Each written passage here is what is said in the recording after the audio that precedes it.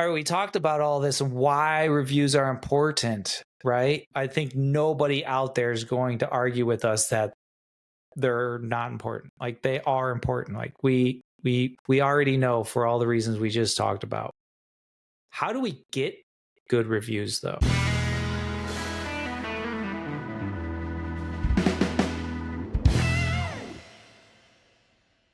Do not.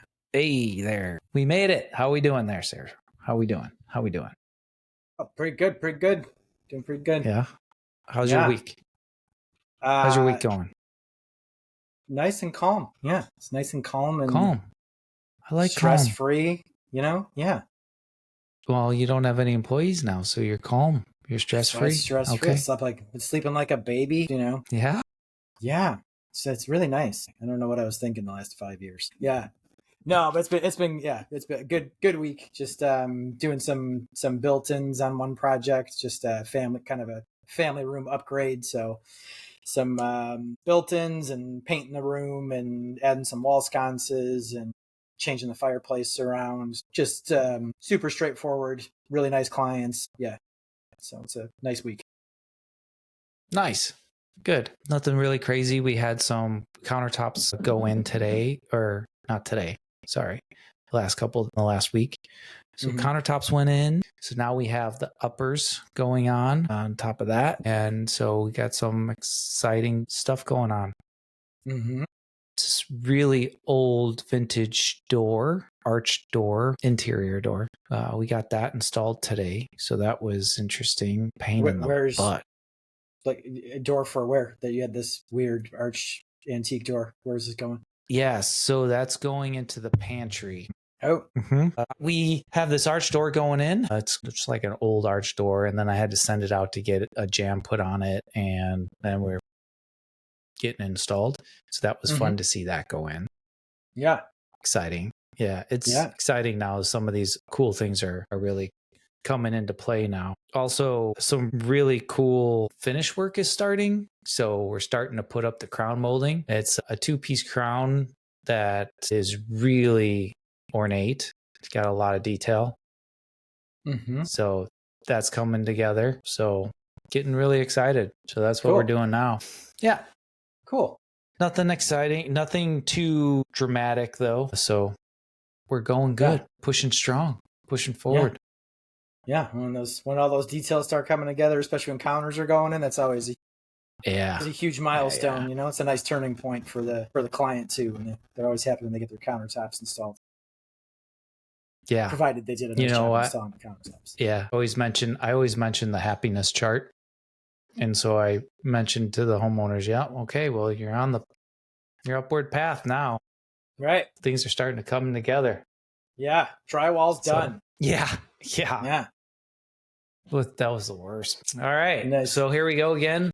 Another week of the Renovation Situation podcast where we pull back the layers of this complicated remodeling industry that we have to remind ourselves is fun. So grab your beverage of choice. Let's get on it. What are we talking about today? We are talking about reviews. Yes. Reviews. Different Sweet. Platforms for those reviews. How important are they? How hard do you try to get them? How do you get them? If you know, please tell me, because I've threatened people and that doesn't work. I've asked politely. I refuse to compensate them monetarily. So, but I've threatened people and it still just doesn't, They love the work. They're happy as could be. They tell their friends, they tell their family members, but it is really hard sometimes to get people to sit down in front of their computer or their phone that's always glued to their hand anyways. Yeah. And spend literally 2 minutes to just say, these guys did a great job. Highly recommend. That's really all you would have to say. I'd be happy with that. But yeah, so we're talking about that. That's really hard. It's really hard, Todd. You spent it months on my project. It's really hard for me to spend 10 minutes, not even, write your review. And that's a thoughtful review for spending 10 minutes. Like that's a thoughtful. I know. Yeah. I'm a thoughtful guy. I would give you 10 minutes. I'll grant you that. I would give you 10 minutes. I appreciate it. I would give you 10. Yeah, for sure. %, right? Appreciate you. Yeah. There's one. Yeah. Yeah. So I've been in business for 14 years now, going on 15 years. And if you look on Google, I have 10 reviews. So that's not even Okay. one per year. If you look on House, I think Yeah. I have like 20, a little over 20, like 25 maybe on House. Okay. Well, yeah, let's touch base on that. So where should we get reviews from? How many places, right? Well, I want to hear what you say. Where should we have our reviews from the remodeling industry standing? I mean, me personally, my first go to is always going to be House. And I always say that because to me, that's just an industry specific platform. That's all House Yeah. is. It is residential design, building, everything that goes into what we do. So for me, that just counts a lot more. And I just think that's a great website for people to start a little scrapbook. And if they really get into their own projects, it's a great site to use. So I'm always going to say that's my go-to. That's my number one. If Okay. someone asks me, where can we leave a review? I'm going to say there. Yeah. So if you're finishing up a project at a house and it's at the end of the project and you're going to ask your client, Mm-hmm. hey, can you please leave me a review? They're going to say where, you're going to say house. Yes. Okay. Yeah. I'm going to throw Google in there. That's my number one is Google reviews. Mm-hmm. And then house is my second. And Okay. if I can get, I mean, it's a far stretch to ask them to leave a review in two different places. I mean, that's asking for a lot. I know, Successive. but Successive. yeah, Yeah. yeah. I haven't checked my house in a long time, so I don't know how many reviews I have there. Yeah, I would have to sign in, and God knows if I can remember my sign in information. But I think I had 10 or so at house. And my company currently, the Plum Perfect Builders, that is only, well, at the end of the month, I'll be 12 months old. So we have 5 Google reviews currently, which I think is pretty good for being the first year. Yeah. But houses is definitely a great one. I like that. Everything you said about how industry specific it is, it's so true. Yes. Yeah. So Okay, I so gave what was your last review? Was it a good one or a bad one? Can a you good remember one. your last review? You got a good one. Okay. My last one was a good one, and I can Okay. actually this is my house. I'll show you my house profile real quick. I do have 25 reviews. I have 5 out of 5 stars. I have this was Okay. my last review, Looking which was good. a 5 on work quality, a 5 on communication, and a 4.9 on value. I'll take 4.9. I'll take 4.9. 4.9. I didn't even know you were allowed to give that score, but apparently you are. But she goes on Yeah. to say, can't say enough how pleased I am with Top Drawer and his team, blah, blah, blah. I won't read the whole review, but that's the last review that we were given. Well, no, go ahead and read it in case people are listening to, on a podcast, Spotify. They listened, They listened to my concerns and went out of their way to make sure I was happy. Once you find someone with the skill set and trust, it's so easy to keep adding projects. As a single woman, it's always a challenge to have strangers in the house. Every person who worked in my house provided skill and attention to detail and made me feel comfortable. They wanted to be sure I was satisfied at every stage. My house is old and so are all the fixtures, plumbing, etc. They were able to identify problems and find solutions even though parts are no longer available. That's a very accurate description, which she mentions there. Nice. It was an older home for sure. It was so there were some challenges, but yeah, good plumber made some had some good solutions. Electrician had some good solutions, and everything went swimmingly. Good. Nice. Yeah, that was a pretty good one. I did get my house up and running.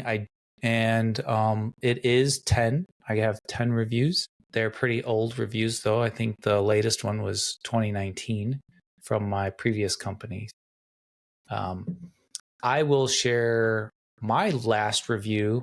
was just 2 weeks ago, and that was a Google review. So I'll do the same thing, throw it up on the screen, make sure everyone knows that we're not lying. And here we go. So my last review was, I can't say enough good things about Joe and the team at Plum Perfect Builders from start to finish. They were professional, reliable, and a pleasure to work with. Joe's attention to detail and commitment to quality really stood out. He treated the project as if it was his own home. Communication was excellent throughout the process. Anytime I had a question or concern, Joe was quick to respond and always kept me updated on progress. The crew showed up on time every day, worked efficiently, and left the job site clean and organized. The finished product exceeded my expectations. Not only was the craftsmanship top-notch, but they also completed everything on schedule. It's rare to find a company that combines skill, integrity, and customer care at this level. I would highly recommend Joe and Plum Perfect Builders to anyone looking for a trustworthy, skilled team. I'll definitely be using them again for the future. Okay, so nice. It sounds like we're promoting ourselves here, but these were legit. We're not. Our last. Somebody else was. Yeah. So all your reviews aren't going to be as great and 5-star shiny bozo button worthy, but that's what we're aiming for. Do you remember a bad review or like a silly one? Yeah. Would you care to share? Story? For some reason, I couldn't. I had trouble pulling that up on Google, but I don't mind reading it. And I'll tell you the reason that this was just absurd on its face. So I, as you know, or anyone who pays attention to this, Joe and I met at a remodeling group, a NARI meeting. When I was not a member, you were a member. I was a member of that organization for 5 years and ceased to be a member probably 3 years ago or so, maybe 4 years ago, something like that. Right as I was leaving that, so I did not pay my annual membership fee. I was cutting out. I had gotten a lead from the NARI website. They have their own website. And I originally did not know where this person found me. And when I found out that is where they found me, I had contacted them 2 days prior to when we were supposed to have an initial walkthrough meeting. They wanted to do some sort of family room, dining room conversion. I forgot exactly what it was. But I originally just agreed the project itself sounded good to me. So I said, yeah, be happy to come out, just do a quick walkthrough, meet and greet kind of deal. And when I found out that's where he met me from, there was a couple of just little follow-up emails. I had very politely reached out to him and said, I'm very sorry. I realize you got my name and number through NARI. I'm no longer a member. I don't feel comfortable acting on this lead because there are companies that pay an annual fee to be a member. This project should go to one of them, not to me. I was trying to be, on the up and up and respectful and have some integrity and everything else. So I had never met this gentleman, never been to his home, canceled, like I said, 2 days prior to what was supposed to be an initial meeting. He left me a 2-star review and said, canceled an appointment at the last minute and now won't reschedule. Waste of my time to talk to the guy. Unprofessional. He did at least return my email, so that's something. So I guess that's why I got the 2 stars. That's why you got 2 reviews, not 1. So I got 2 stars because I returned an email. So I politely wrote back to him because at least Google gives, I think most platforms do give you that opportunity to at least respond to a review, whether it's good or bad. I responded and just said, well, this is interesting. We politely informed you that we cannot act on this lead because it came through NARI and we are no longer a member. We actually canceled 2 days prior and not at the last minute like you suggested. I'm sorry you cannot find a reliable contractor to work on your home, but we cannot follow leads of an organization we are no longer a part of. Good day, sir. Which I thought was to the point and, Yeah. Right. However, now my Google score is at 4.7 instead of 5 because of that, right? Because of that, yeah. Because of someone's home I never even set foot in. So how dangerous is this, right? This is a slippery slope that. Well, here, and this is, Yeah. And this is going to tie into what we want to talk about next, is why reviews are so important. Mm-hmm. I would share a bad review. However, unlike Todd, I've never gotten a bad review, so I can't relate. Lucky for you, I have a Google machine. So check your reviews tomorrow. Yeah, check my review tomorrow. Yeah, I'll have one. No, seriously though. Yeah, I've gotten a ton of constructive criticism back from my clients. So it's Constructive not all criticism is great. it's If not you got thick all skin, that's great. unicorns and rainbows every day, right? We do mess up. Matter of fact, I will share my mess up. I messed up and it's costing me a lot of money, like thousands of dollars on this project. Currently, I wasn't keeping track of, we have an allowance built into the contract and for this particular item, and it's really expensive, and I wasn't keeping up with all the changes, changing and adding and subtracting and adding and subtracting to the product and changing different design on it, and I never really kept up with the money side of it all the changes. And here we go months later, when it's time to kind of true that up, I trued that up and we were thousands of dollars over. And it was kind of, I had to bring it to the homeowners and say, look, this is totally my fault. You were making decisions and design decisions without knowing the impact of the dollar amounts. And that was on me for not keeping track of that ahead of time. The reason I didn't is not because I wasn't, not because I was naive. It was because I honestly didn't think that those changes were going to be big dollar amounts. It is so expensive to do anything nowadays. Even we are getting surprised at how much things cost. That's true. I just didn't think that these changes or this stuff was going to really impact the overall dollar amount. I thought we were going to be really close to what we really allowed. And no, I was way off. So I brought it to the homeowner and mentioned it to them, and they were not happy, which I totally understand. And so I told them, look, this is my fault. I should have stayed on top of it to keep you guys informed on the dollar amounts, and I didn't. So that's on me. Yeah. Ouch. So yeah, it's not all good 5-star reviews out there, but this is you brought up a good point on, your 2-star review and why it's so important. So let's touch base on that. Why are reviews? We're talking about reviews and why they matter. Yeah. I think right off the bat, we can touch on like proof in the pudding kind of thing. People, I feel like society today really accepts reviews and believes the reviews and wants to see reviews more so than they would a referral from their neighbor. Yeah. A word of mouth referral. And that wasn't true 10 years ago.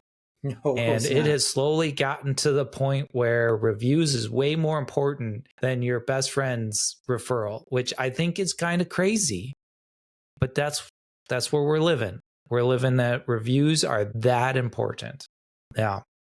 So kind of like they're viewing them as a trust, a way of verifying that you're truly who you say you are out there, is these reviews. Yeah. I think that's what the society is using these for. And that's why they're so important. Yeah. What do you think? I just would echo what you just said. Like when we started doing this, and even just age-wise in general, where we're at, people have become so much more reliant on computers, on all that stuff that's in front of them online, that just wasn't like that. I remember when people were so skeptical of reviews when that first started. Yeah. Because it was like, you don't know who that person is giving that review. Is that a family member? Is that a friend? Was that a paid solicitation review? You had no idea where it was coming from. And that has really faded over the last few years. And to your point, has become more the predominant method for someone. That's just, it's instinct at this point. It's just, oh, you like this company or you heard about it? Well, let's Google them right away and let's check their Yeah. reviews. That's the first thing people are doing. It's instinct at this point. It's bizarre. So the only And thing it's I will say that trumps that, the only thing I'll say that trumps okay. that is where that word of mouth review comes from, right? So maybe a neighbor, like you said, yeah, reviews are probably going to take precedence over a neighbor saying something, unless they're just unless that's just going to reinforce that review where they're going to say, oh, the neighbor said this. And then they look at your reviews and like, oh shit, okay, they have 29 5-star reviews in the last 3 years. That's awesome. But if you're getting that word of mouth referral from a client where that person can walk through their home, or if it's from a designer or an architect or something where they're in the business, then I think that's still going to carry a little more weight. And those reviews are there as like a backup, you know? Okay. At least that's Yeah. where I'm at with everything. Yeah, I agree. And I, here's where I stand on the importance, all right, why they matter is conflicted, because I know that some reviews out there are total BS. Like, you can walk through some of these reviews and you can see that they're total, like, they bought these reviews. Like, some of them aren't even making sense. They're like, some of the sentences aren't structured correctly. Like, stuff's misspelled. Right. Oh, and by the way, if you're a company that has, 300 Google reviews and Yeah. you're only a year old or 2 years old, like, bullshit. Total BS. Okay. That's a good point. You can't It's a good have that point. many reviews. Like, it just is no. Right. So you got to really use your noggin, like common sense, right? And Unless then you're you like look a at, like, cupcake shop. yeah, to compare reviews, right? This is a little different, but you look at Amazon and you see some of these things that have like thousands of reviews, right? Mm-hmm. And if you really thumb through some of those reviews, they're total horseshit. Like, they're not accurate. They're not appropriate. Some of these are reviewing a totally different product if you actually look into them. Right. So I don't know where people are buying or getting these reviews from, or maybe, I don't know. I'm sure they're for sale. I'm happy. I look for reviews as well. I'm not going to try to be a hypocrite here. I definitely use reviews as well, but I really take the time to go through them and verify that they're actually legit reviews. I would say you're as in the best minority. as I can. And I know that Google and Yelp and everybody has their own algorithm to find out if they're real or not. But let me tell you, I don't know what that last company was. Yeah. Never heard of them. The Y. Yeah. Yeah. Never heard of them. I hate that company. Awful. That company. Badgering. But let me tell you, salespeople. We struggle so hard for reviews, and we finally get one, and then the stupid algorithm takes that review away, and we know damn well that it's a legit review. And what, they pulled it because that person doesn't usually leave reviews or something like that. They don't commonly leave reviews. So if they're not somebody who leaves reviews very often, that review may get pulled off from the algorithm. And I had one happen. Matter of fact, 2 weeks ago, I had a Google review on the financial side and for bookkeeping. He left me a review, really nice review. So happy and grateful that he did. And then Google pulled it like 2 weeks, 3 weeks later after he posted it. It just disappeared. So I reached out to my IT guy, asked him to look into it. He looked into it. A couple weeks later, he finally gets an answer back from Google. And you know what Google said? Tough. It's part of our algorithm. And if it fell in that bucket for some odd reason, and they don't have a reason, it's just the algorithm. There is no rhyme or reason, but because the algorithm pulled it, there's no recourse. Mm-hmm. So it's like I lost that Google review. Yeah. I had a similar experience years ago when I was first starting out. Yes. And when I was first starting out on my own. And and they said, and it was legit. I built built a nice huge deck for these people that would like wrapped around their pool and had a nice like privacy fencing on the side. It looked sharp. They loved it. They loved my company. And so I asked them, I was like, would you guys, I'm just starting out. Like I was honest to God, I don't even know if I was 2 years in running my own business. And I said, and I really would appreciate a review. And he said, no, we will. And they did. They sat down and wrote a whole nice review. And the same thing, it got pulled. And Yelp said they don't have enough reviews. I said, well, how does that make any sense? So you're telling me they're just not allowed to leave any further reviews? They don't have enough reviews. They're leaving a review right now. And you're telling them they can't post that. So yeah, that doesn't make any sense. How are you supposed to get more reviews if you're pulling this one?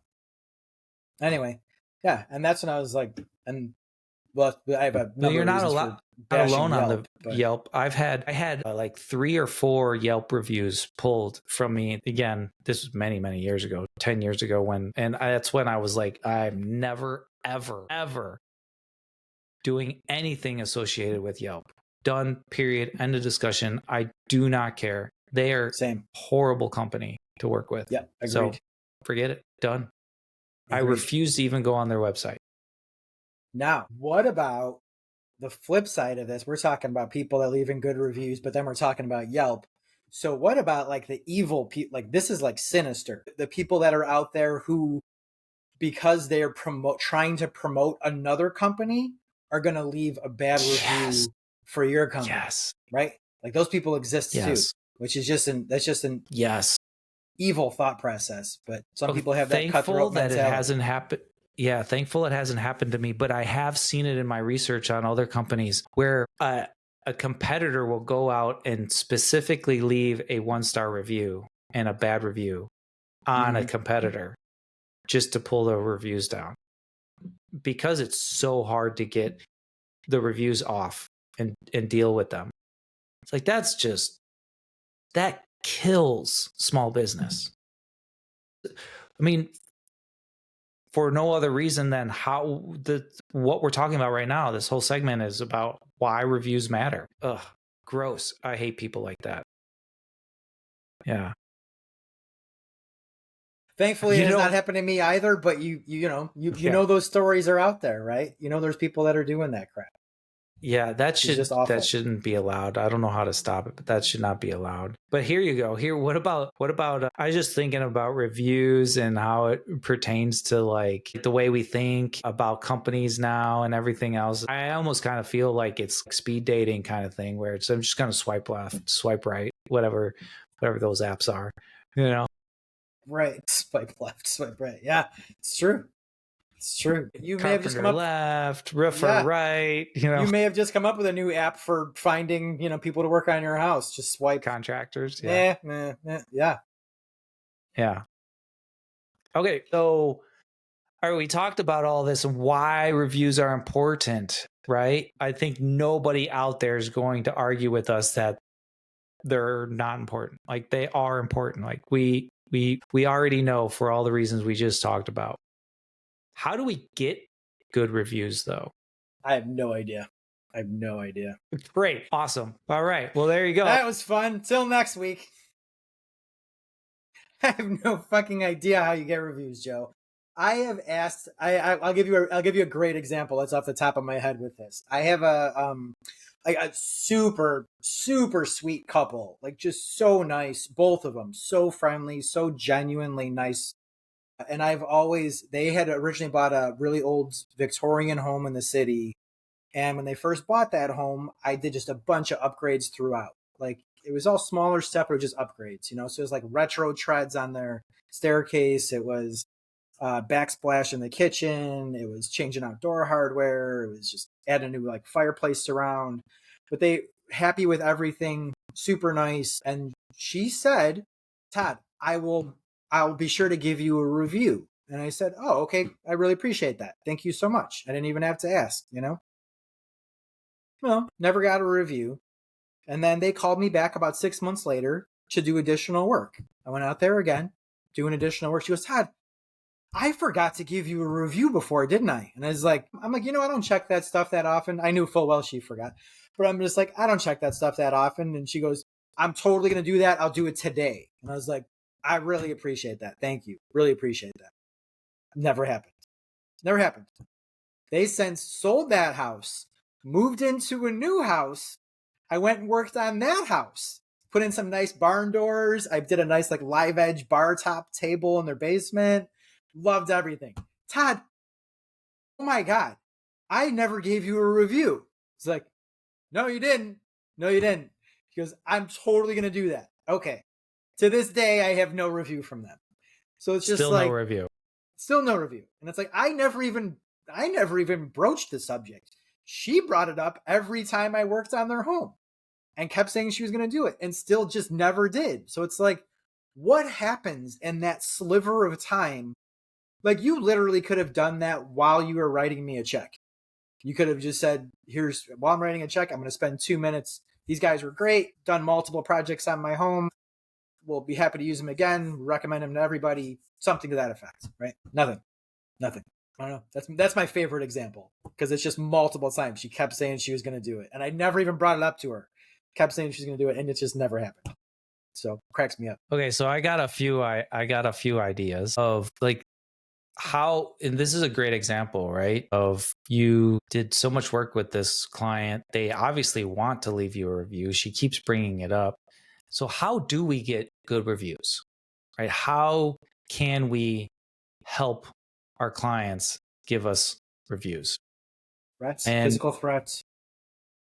Physical threats? No. Okay. Well, put a lien on their house. Put a lien on their house until they give you a review. Like I think we should more think of the carrot than the stick here, Todd. All right. So I'm thinking, like, in that instance, in your particular instance, I think what I would have done is write the review myself, showed it to her and said, hey, I understand you wanted to leave me a review. I just want to help you out here. Do you think that this would be a good review that you would like to leave? Yeah, that sounds great. Okay. And then you could like physically pull up the QR code or pull up the link on your phone, have it all set, cut and paste, or her phone, and ask her to just post it. You write that in there. Like, okay, great. Then give me your phone and pull up the link on her phone and write it for her. Like, all literally right. Yeah. Get her done. Like, yeah, I'm not messing around. That's how important these are. Right. So that's an option. So I think one of the biggest challenges or hurdles that people have with reviews is they feel the burden of having to write the review. What do I say? Is it too long, too short? I don't want to offend him. I don't want to offend them. There's a little anxiety going on with writing the review. And if you have a client that you may think that they're having a hard time writing the review because of the anxiety that comes along with having to write a review on somebody, try just writing the review yourself from their point of view for you, and then present it to them and ask them if, hey, do you think this would be a good review that you would want to leave? Feel free to change it in any way you would like, but just kind of wanted to get the ball rolling to help you get started. Mm-hmm. And most often they'll probably just take it, copy it, paste it, boom, done. I think that might help with that anxiety part. Yeah. Yeah. And then let's see, what else can we do? I think we got to be able to make it really easy and simple. QR code, I had mentioned that you can get a QR code that will link them straight to whatever website you want them to jump to, like a Google review or a house page or something, and make it easy for them to do that. People are afraid to click links in emails and stuff these days. So sometimes throwing a link in an email is questionable. So I don't know, maybe that might be a reason that they would not leave a review, is just because they don't know where to go to leave the review and not willing to click the link. So possibly when you meet with them, you could literally just show them a QR code on your phone that they can snap. and bring you straight to. I never include any links. That's probably a good idea. But the QR code's a good idea.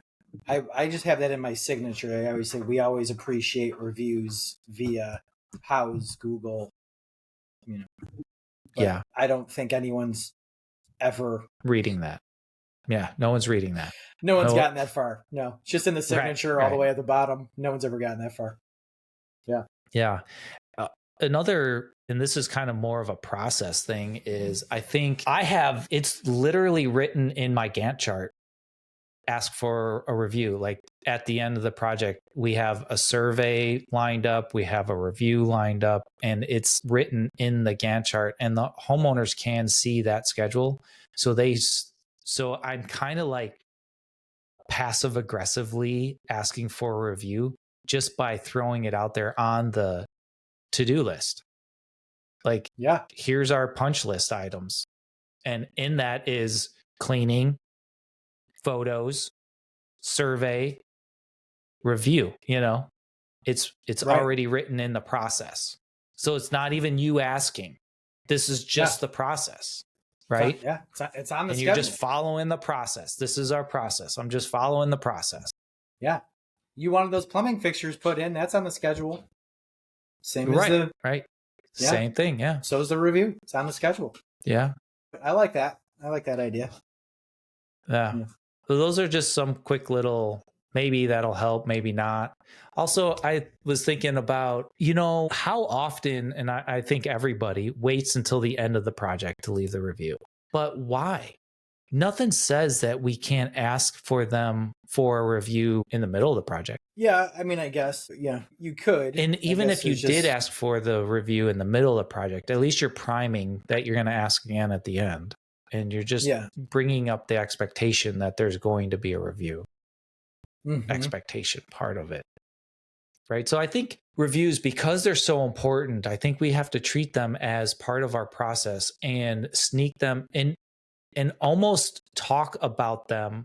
Think about them as like the price tag, right? Like, ooh, I don't, this is going to be, a lot of people don't like to talk about money. So the way I get around that is just bringing it up often, as soon as I can in the process, and then just keep bringing up the topic of money and the budget and just keep bringing it up. And that way we get comfortable talking about it. We could do the same thing with reviews.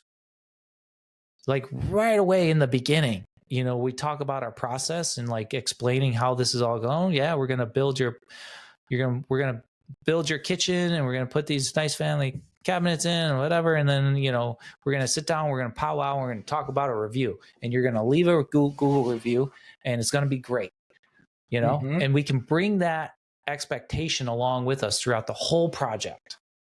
I think that would help. Yeah. Yeah. I think that just bring it up. Good. As good a guess as any. Yeah. I don't know. Who knows? I try all of these. It depends on the client and the situation, but there's a part of me, and this is just being on the consumer end of something. I feel like, don't you feel like sometimes people just get inundated with so many, no matter what it is, no matter what you buy, no matter what service you had. Oh, please everybody's take this survey. Oh, please do this review. Oh, and it's like, oh my God, like I get them every time I buy something from Home Depot. How did you like this product? It's like, are you paying me for this? Because I'm done. Like I've been shopping at Home Depot for years. I don't want to review every product that I buy ever. This is excessive. I got a question for you. Would you be more willing to leave a review after you bought that product or before you bought that product? I don't know.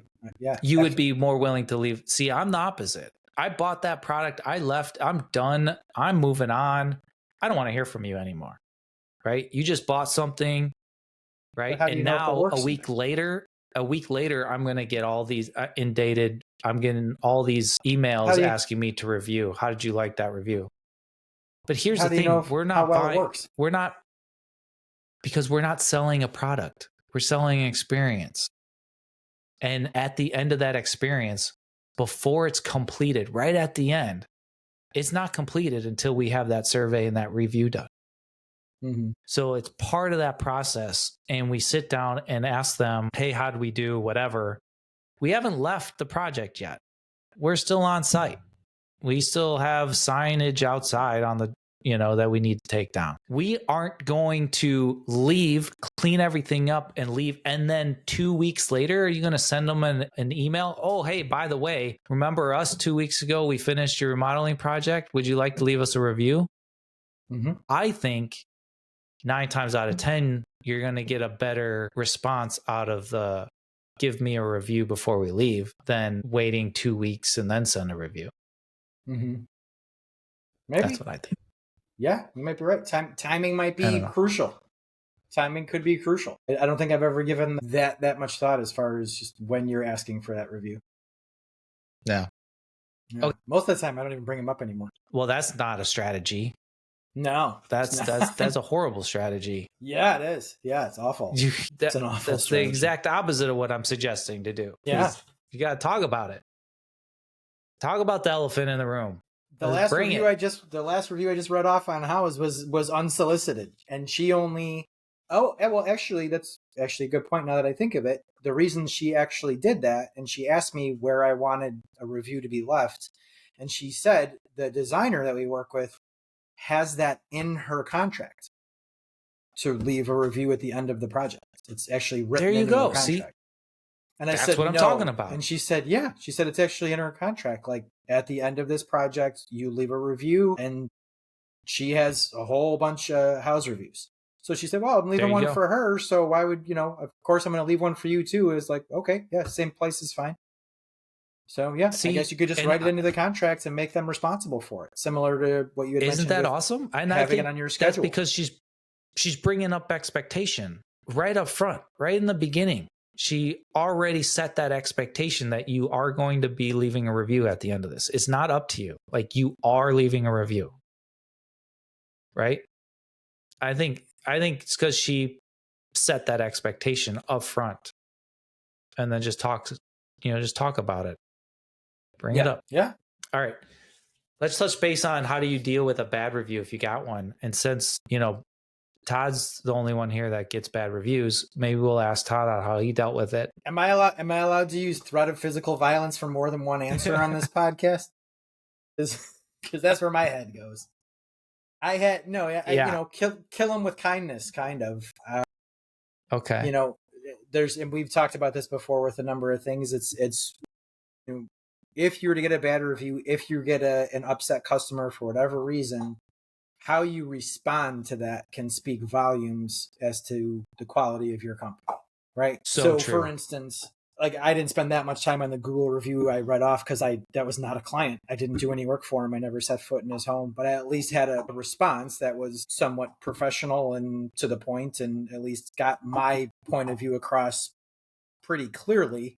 So anyone that was to read that, and actually I had a client that we did 2 bathrooms on their home, and they read all my reviews and they said, well, we saw the one Google review that was the 2-star review, and we saw your response to that. And I said, yeah, what did you think of that? And they said, we loved your response. It was like, did you really never even set foot in his? Yeah. So that really was kind of a huge icebreaker for us just personally when we were talking. And I said, they asked me this, you were never even in their home? And I said, nope, never even set foot in their home. And here's a 2-star review. And they said, wow. So they said, so we just laughed about it. And that ended up just kind of breaking the ice with us and just turned that into just a nice casual back and forth, So maybe that 2-star review actually did me a slight favor in the long run and got me a project down the road just because of how I responded to it, and it turned into comedy for somebody else. So I'll take that. I think that's a great story. That's awesome. Yeah. And exactly what I would expect the answer to this question is how to deal with bad review. I think that's exactly it. Just respond, right? Don't panic, be professional, right? And don't get too defensive.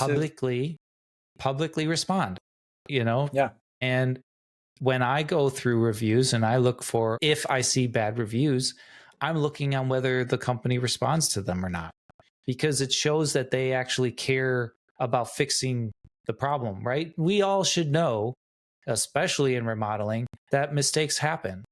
accidents happen, mistakes happen, things get lost, forgotten, things just happen.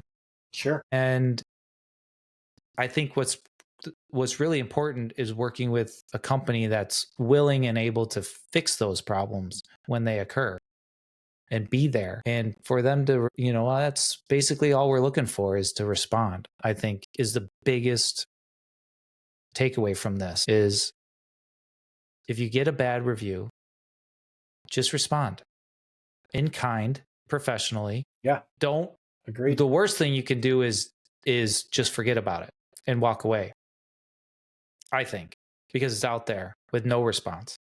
Right. Yeah. You have to defend yourself, but not get defensive.